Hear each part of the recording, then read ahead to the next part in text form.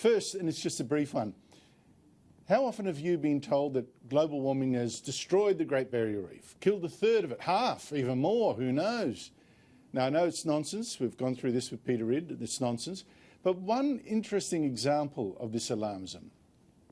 Nature is a prestigious scientific journal. And 3 years ago, Nature published a paper saying, well, awful news. Researchers had gone to check on corals at two spots near Bowen in Queensland, Bramston Reef and Stone Island. And, oh dear, no living Acropora colonies were found at either location, Acropora being a form of coral. But Dr. Jennifer Marahasi of the Institute of Public Affairs has now checked again, and wonderful news, lots of coral. The other dominant coral species at this reef is an Acropora, with either white or purple tips. The tips that are white on the Acropora are not bleached. They are very much alive. The complete film, Barrier Reef, can be found on the IPA website. And again, the moral of this story, the alarmists will tell you if coral has bleached, not when it's recovered.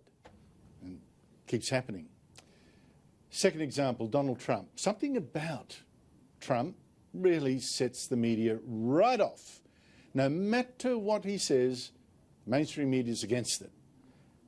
I mean, perfect example the other day when Trump announced that US soldiers had killed the terrorist chief of the Islamic State, Bakr al-Baghdadi.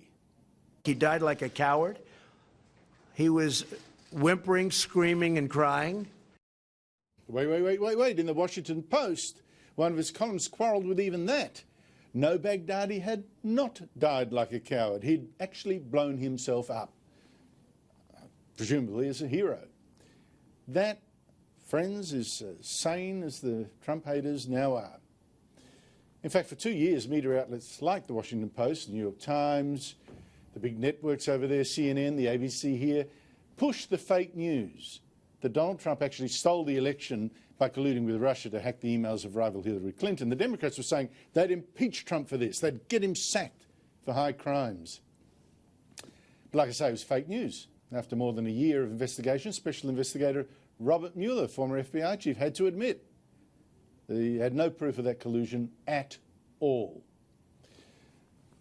Well, never mind, because the Democrats are now trying to get Trump sacked on another excuse, this time that he blackmailed Ukraine for private political reasons, that he'd cancel $500 million in military aid unless Ukraine investigated one of his Democrat rivals, Joe Biden, who was Vice President of Barack Obama, had himself openly boasted that he had threatened to cut off aid to Ukraine if it didn't sack a state prosecutor who, by sheer coincidence, was investigating a corrupt Ukrainian company that had Biden's son on its board. He boasted about that blackmail, Biden did. I said, you're not getting the billion. I'm going to be leaving here. And I think it was, what, 6 hours? I looked, I said, I'm leaving in 6 hours. If the prosecutor's not fired, you're not getting the money. Oh, son of a bitch. Got fired. And they put in place someone who was solid.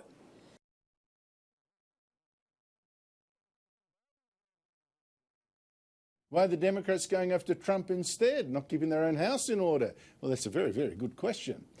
Anyway, the Democrats want Donald Trump sacked because if he runs for re-election next year, he'll smash them. They've got to get rid of him. So they've got these impeachment hearings. Started overnight. Did Trump try to blackmail Ukraine, and shouldn't he therefore be sacked?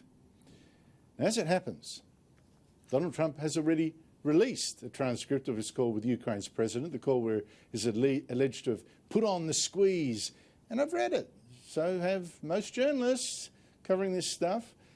And sure, Trump says he's interested in Ukraine investigating Biden for corruption, but there is no or else, no quid pro quo. Do that or else you won't get the aid, which is a bit of a bummer for the Democrats.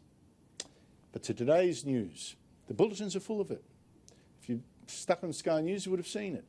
Bill Taylor, the acting US ambassador to Ukraine, told the first day of these hearings that one of his aides had spoken to another US ambassador, Gordon Sondland, US ambassador to the European Union, and had heard something fishy. Following the call with President Trump, the member of my staff asked Ambassador Sondland what President Trump thought about Ukraine. Pastor Sondland responded that President Trump cares more about the investigations of Biden, which Giuliani was pressing for. That's what's been run all day on the ABC2. Proof! Excuse me, proof of what? This is hearsay evidence from Taylor about what one staffer had told him about what someone else thought that the president was most interested in. And what I didn't hear reported today was that this same Ambassador Taylor, whose job was to deal with Ukraine, not once in the 55 days that military aid was held up, it's since been approved, not once in his 3 discussions in that time with Ukraine's president was any quid pro quo even mentioned. 3 meetings with the president of Ukraine, the new president, and no linkage. That's accurate? Ms. Jordan, it's certainly accurate on the first 2. The third meeting that you mentioned with the senators, Senators Murphy and Senator Johnson, there was discussion of the security assistance, but no linkage. But there was not discussion of linkage. In fair reporting, that too should have been mentioned, right? Direct knowledge, no link. Okay.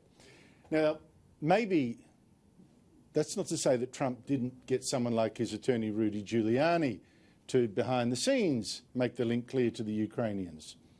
We don't know.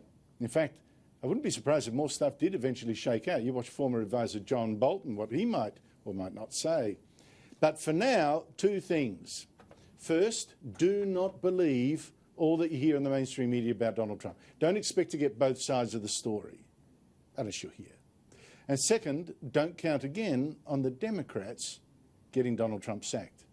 Not over this.